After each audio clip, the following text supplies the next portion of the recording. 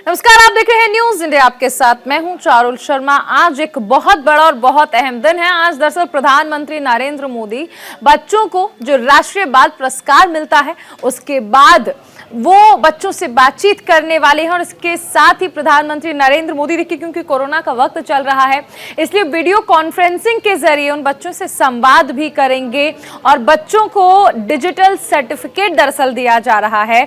और इसके साथ ही 1 लाख रुपए कैश भी दिया जाएगा बच्चों को इनाम के तौर पर।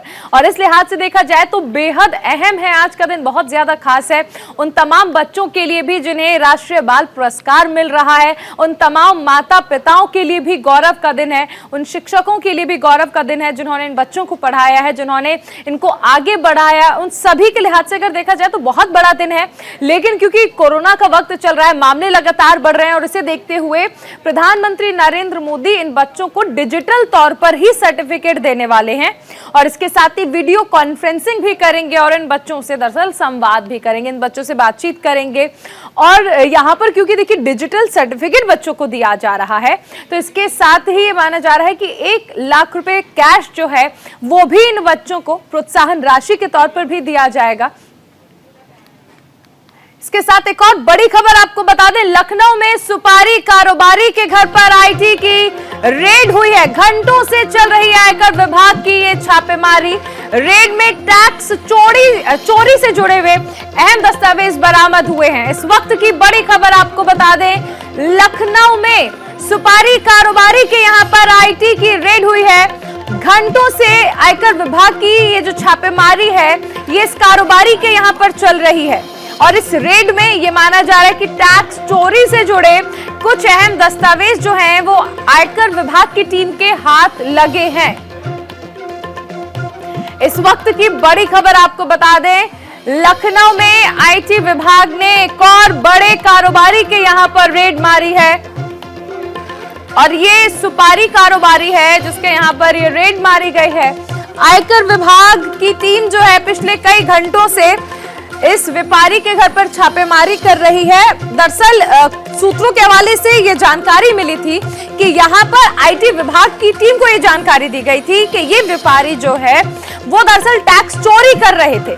जिसके बाद इस खबर के बाद जो टीम है वो इस व्यापारी के घर पर पहुंची। सुपारी कारोबारी है ये और इन कारोबारी के घर पर जाकर आईटी की टीम जो है उसने छापा मारा है। और ये दरअसल तड़के सुबह के दौरान हुई है छापेमारी।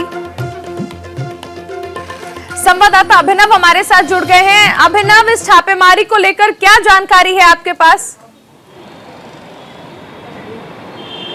देखिए, शनिवार रात से शुरू हुई इस छापेमारी में अब तक जो है वो एक जगह पर 6 ठिकानों पर जो हवाला कारोबारी है उसके 6 ठिकानों पर छापेमारी हुई, जिसमें कि 65 लाख रुपए एक जगह बरामद हुआ और 2.5 करोड़ रुपए एक जगह बरामद हुआ। सबसे बड़ी बात यह है कि अब आयकर की जो टीम है वो लगातार इनसे पूछताछ कर रही है। इसके अलावा अभी भी जो दस्तावेज हैं वो खंगाले जा रहे हैं कि आखिर ये हवाला कारोबारी के पास जो पैसे थे, जो ट्रांजेक्शन था वो कहां से ट्रांजेक्शन होता था, किन लोगों का ट्रांजेक्शन होता था। चूंकि इस समय चुनाव है और चुनाव के दौरान पैसे का लेन देन जो है वो बहुत ज्यादा एक्टिविटियां बढ़ जाती हैं राजनेताओं के द्वारा।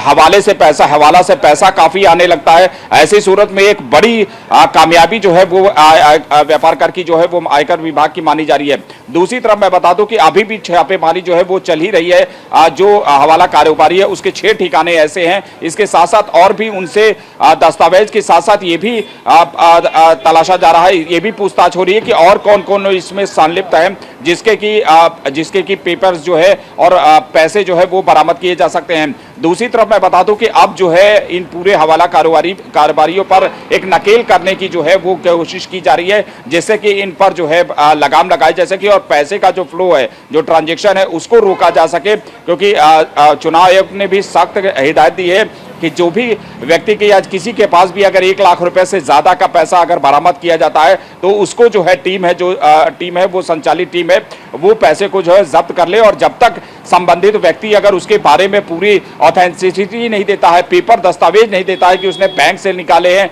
या कैसा पैसा है, तब तक उसको जो है पैसे को जब्त कर लिया जाए। ऐसी सूरत में जो है ये एक बहुत बड़ी रेड मानी जा रही है और बहुत बड़ी कामयाबी आयकर विभाग की मानी जा रही है। जी बिल्कुल अभिनव, बहुत शुक्रिया इस तमाम जानकारी के लिए। तो एक बड़ी खबर आपको बता दें, लखनऊ में दरअसल आयकर विभाग की जो टीम है उसने छापेमारी की है और कुल मिलाकर ये माना जा रहा है कि 6 ठिकानों पर ये छापेमारी की गई है और यहां से ये माना जा रहा है कि ये पैसा जो है इसका इस्तेमाल चुनाव के दौरान किया जाना था। अब रुक करते हैं इस वक्त की बड़ी खबर का। बस थोड़ी ही देर बाद प्रधानमंत्री नरेंद्र मोदी राष्ट्रीय बाल पुरस्कार के विजेताओं से बात करने वाले हैं। विजेताओं को डिजिटल सर्टिफिकेट भी देंगे प्रधानमंत्री नरेंद्र मोदी। सर्टिफिकेट के साथ विजेताओं को 1 लाख रुपए भी दिए जाएंगे। 29 लोगों को इस पुरस्कार के लिए चुना गया है। बस थोड़ी देर का इंतजार और उसके बाद प्रधानमंत्री नरेंद्र मोदी इन विजेताओं से बात करने वाले हैं। 29 विजेताओं को ये पुरस्कार दिया जा रहा है। राष्ट्रीय बाल पुरस्कार दरअसल मिलने वाला है। अब बस थोड़ी ही देर में वर्चुअली बातचीत भी करेंगे प्रधानमंत्री नरेंद्र मोदी। हमारे संवाददाता नमित हमारे साथ जुड़ गए हैं। नमित, अब बस थोड़ी देर का इंतजार और फिर राष्ट्रीय बाल पुरस्कार के विजेताओं से प्रधानमंत्री बात करेंगे।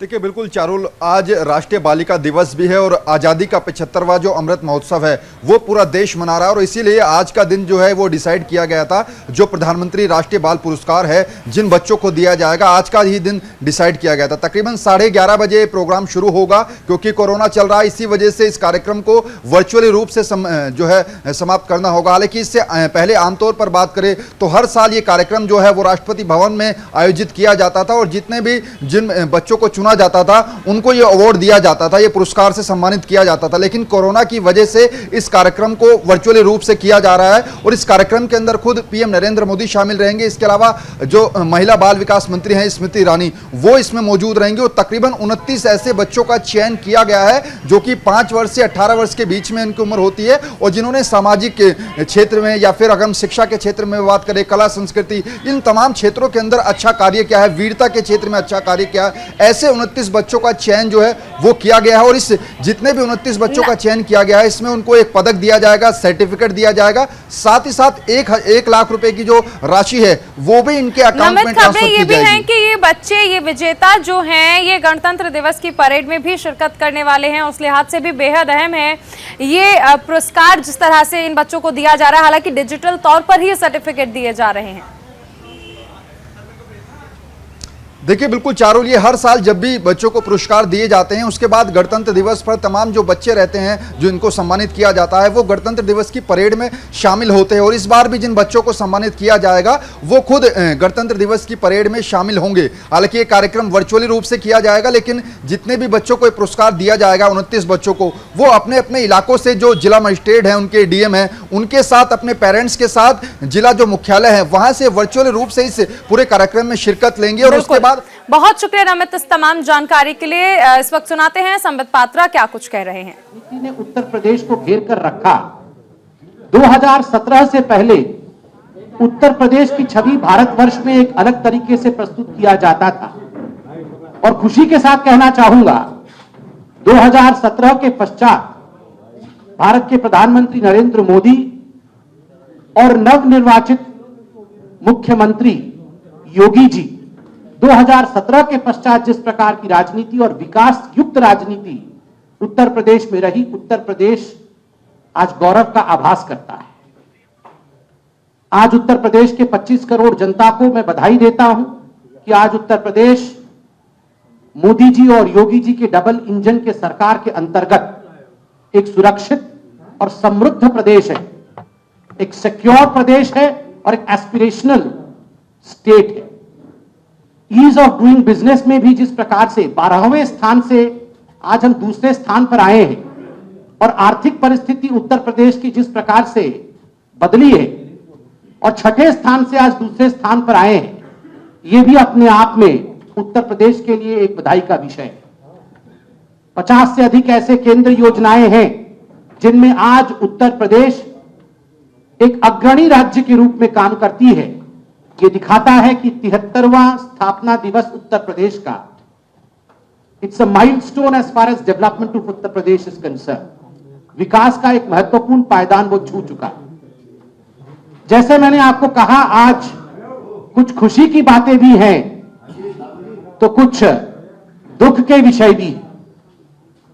जहां पूरा उत्तर प्रदेश, जहां आदरणीय मोदी जी, जहां योगी जी आज समस्त उत्तर प्रदेश के निवासियों को, समस्त भारतवर्ष को उत्तर प्रदेश की स्थापना दिवस की बधाई दे रहे हैं, वहीं मैं दुख के साथ कहना चाहूंगा कि आज सुबह मैंने एक महत्वपूर्ण अखबार में पूर्व मुख्यमंत्री समाजवादी पार्टी के नेता अखिलेश यादव जी का इंटरव्यू पढ़ा और मुझे तकलीफ हुई इस बात से कि अखिलेश यादव जी ने इंटरव्यू में कहा है, साक्षात्कार में कहा है कि पाकिस्तान भारत का असली दुश्मन नहीं है। अखिलेश यादव जी का कहना कि वो पाकिस्तान को भारत का असली दुश्मन नहीं मानते हैं और भारतीय जनता पार्टी केवल और केवल वोटों की राजनीति के कारण पाकिस्तान को दुश्मन मानती है।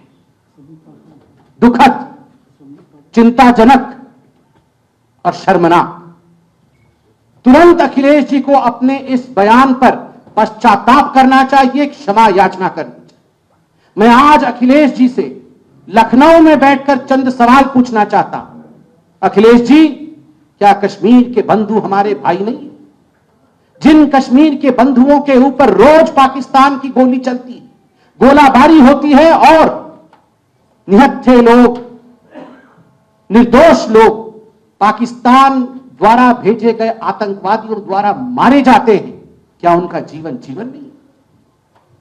हर समय जिस प्रकार पाकिस्तान भारत के ऊपर षड्यंत्र के अंतर्गत आतंकवादी हमले करता है, क्या भारत का दुश्मन पाकिस्तान नहीं? आपका यह कहना कि भारत का असली दुश्मन पाकिस्तान नहीं है, यह तो भारतीय जनता पार्टी पाकिस्तान को दुश्मन बना रही है। मैं तो इतना कहना चाहूंगा और बिल्कुल स्पष्ट कहूंगा, चाहे अखिलेश जी बुरा माने, जिन्ना से जो करे प्यार वो पाकिस्तान से कैसे करे इनकार। जिन्ना से जो करे प्यार वो पाकिस्तान से कैसे करे इनकार। आपने देखा है जिन्ना जिन्ना जिन्ना जिन्ना का रट लगाते हुए इस चुनाव में अखिलेश यादव उतरे थे और आज जिन्ना से एक पायदान ऊपर पाकिस्तान तक वो पहुंच गए। तो अखिलेश यादव पर हमला बोल रहे थे संबित पात्रा। और इसी के साथ एक बड़ी खबर आपको बता दें, बीजेपी कोर कमेटी की बैठक का आज दूसरा दिन है। छठे और सातवें चरण के उम्मीदवारों को लेकर इसमें मंथन होने वाला है। कोर ग्रुप की बैठक में अमित शाह और जेपी नड्डा समेत कई नेता मौजूद रहेंगे। सीएम योगी भी कोर ग्रुप की इस बैठक में मौजूद रहने वाले हैं। हमारे साथ संवाददाता दीपक चौबे भी जुड़ गए हैं दिल्ली से। दीपक, आज इस बैठक का दूसरा दिन है। बीजेपी कोर कमेटी की ये बैठक जो हो रही है और कहा जा रहा है कि छठे और सातवें चरण के जो उम्मीदवार हैं उनके नामों पर मंथन होगा, क्या जानकारी है?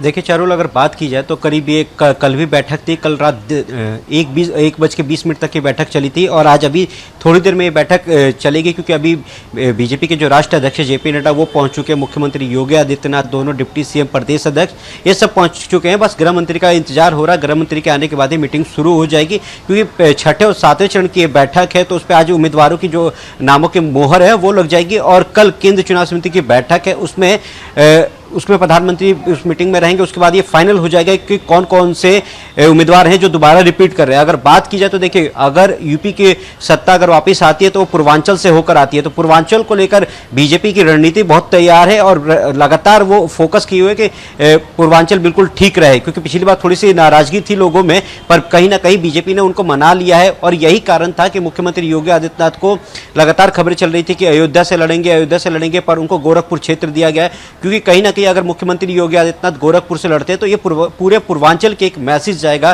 कि हाँ, गोरखपुर से योगी आदित्यनाथ लड़े हैं और उसका पूरा फोकस जो है वो पूर्वांचल पर रहेगा। तो अब ये बैठक थोड़ी देर में चालू होगी, उसके बाद देखते हैं कितने सीटों पर आज चर्चा हो जाएगी, क्योंकि कहा जा रहा है कि लगभग आज पूरे सीटों पर चर्चा हो जाएगी और कल जब सीएसी की बैठक होगी उसके बाद ये नामों पर मुहर लग जाएगी। चारुल, बिल्कुल, बहुत शुक्रिया दीपक इस तमाम जानकारी के लिए।